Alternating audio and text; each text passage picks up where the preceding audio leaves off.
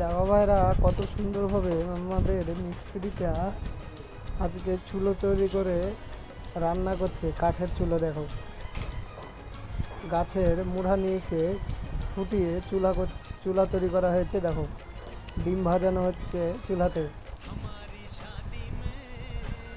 দেখে তোমাদের কেমন লাগছে কমেন্ট করে জানাবে, আর তোমাদের বন্ধুদের কাছে শেয়ার করে দিবে, আর চ্যানেলটা সাবস্ক্রাইব করে রাখবে।